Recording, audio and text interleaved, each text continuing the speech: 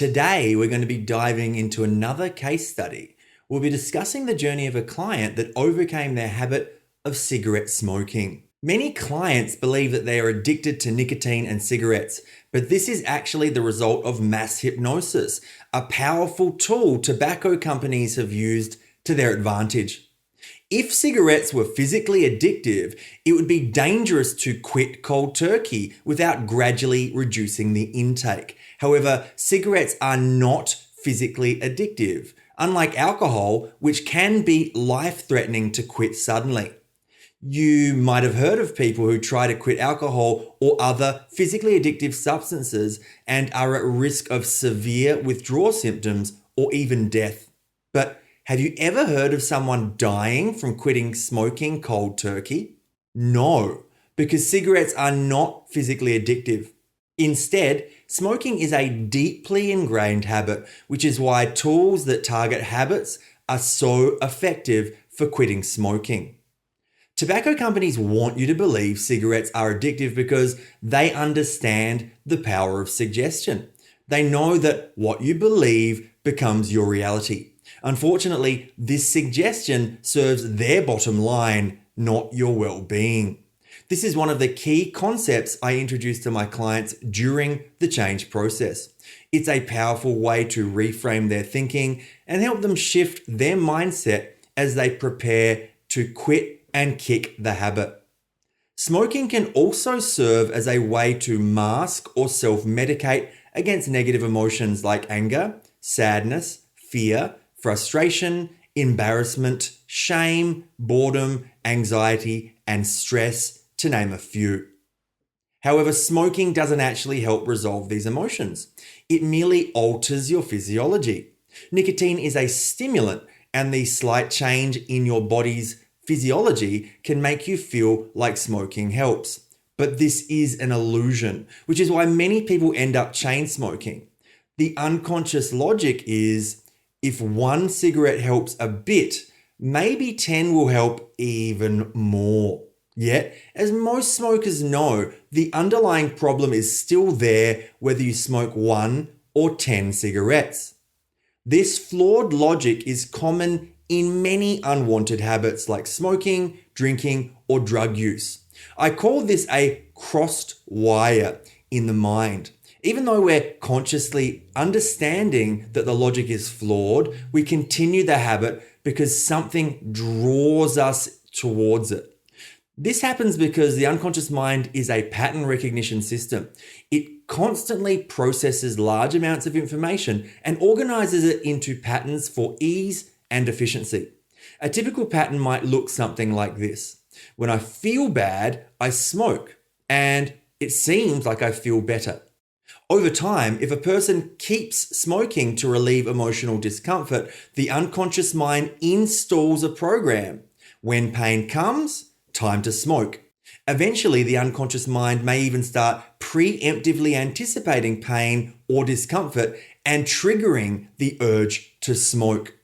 This is how the draw to the habit is established, and the cross wires and programs get set in motion. In the context of this case study, this particular client started smoking at the age of 16, which is rather common.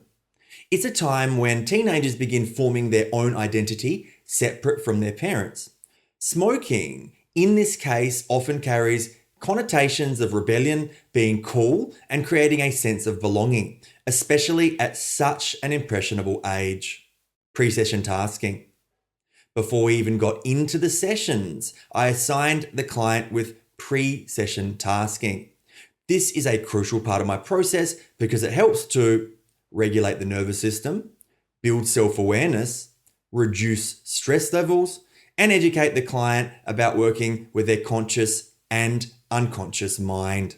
These tasks set the foundation for the deep work we're about to undertake together. Session 1.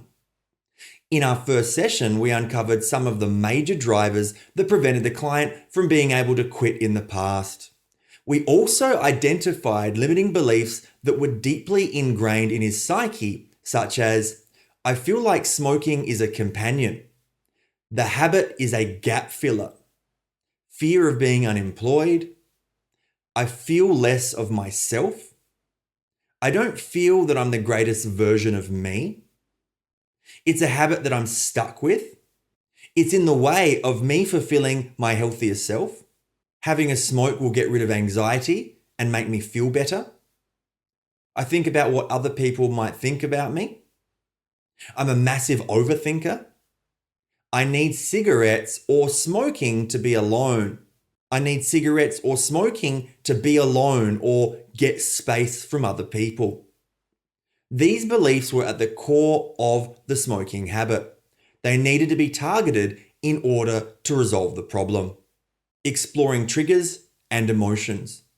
I worked collaboratively with the client to identify the key triggers for smoking cigarettes. These included after a coffee, reading the news, before I go and do things, it breaks up my day, before picking up the kids, sitting out the back, getting home and I'm not doing anything, a space filler, thinking about what I have to do or get done, or what I'm going to do, thinking about what I've done in the day or what I have to do next, with a beer closing off the day, when I'm bored, to fill the time, if I'm thinking about money, if I'm thinking about work in general, when I'm away for work trips, transitioning between tasks, when the house is a bit more full than usual with guests.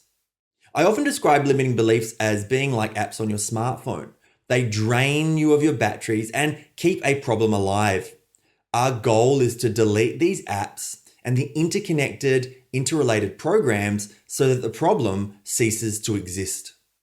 We also explored a range of negative emotions that the client was experiencing beyond the primary 5 negative emotions, such as disappointment, overwhelm, frustration, regret, worry, loneliness, helplessness, hopelessness, depression, and worthlessness.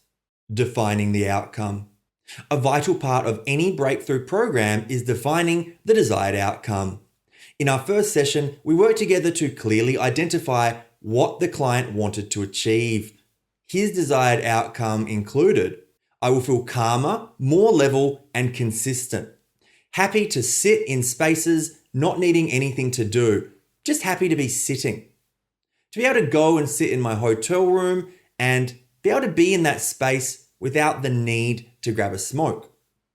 Be happy to grab a coffee or a drink and be outside, feel that I don't need to have a cigarette in that context. I will feel healthier. My running will be going really well. Aerobically, I'll be feeling a change in that way. When I'm not reliant on it. When I don't feel I need it. I will feel that I have a bit more integrity, who I am and what I do. Being able to move from task to task without needing a cigarette. We then moved on to release 2 of the major 5 negative emotions, which were anger and sadness. This session and the work conducted inside of it laid the groundwork for deeper change and opened the door for the client to start experiencing significant shifts. Session 2, interventions. In our second session, we focused on releasing the final 3 of the 5 major negative emotions. These are fear, hurt, and guilt. We also had time to release disappointment, overwhelm, frustration, regret, worry, and loneliness. As a result of letting go of the aforementioned, the following negative emotions were released organically: hopelessness, helplessness, depressed, and worthlessness. Session 3. We moved on to check limiting beliefs that were remaining. These included, I have fleeting thoughts that are uncontrollable. There is an element that I enjoy when it comes to smoking. I need to smoke to break up the day. Smoking goes with a beer to close off a day. The thought of working away from my family triggers me to want to have a smoke. Session 4. After the last session, the client reported the following big wins. I have no more triggers with regard to smoking. Beer seems to just taste different now. We continued working on the following limiting beliefs. If I get bored, I want to smoke or think of smoking. I can't be happy grabbing a coffee and a drink and sitting outside without the need to have a cigarette. We did a check of all of the material the client presented in session 1, and the client agreed that he had achieved his outcome. We completed the program with goal setting. This is to program the unconscious mind to lock in the change and ensure that it continues in the future. With the correct direction, the unconscious mind is more than happy to finalize this change. This case study underscores the transformative power of effective hypno-coaching. Within just 6 hours, our client moved from a state of feeling out of control and ruled by the habit of smoking to one of empowered, in control, and a knowingness that he is now a non-smoker for life.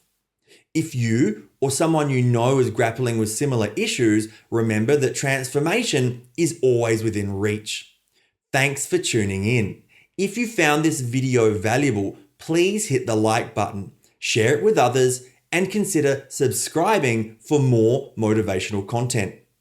You can connect with me on Instagram via @MatthewTweedieCoaching or drop me an email at info@MatthewTweedieHypnosis.com.au. Looking forward to seeing you on the next video. Take care, and I'll see you soon.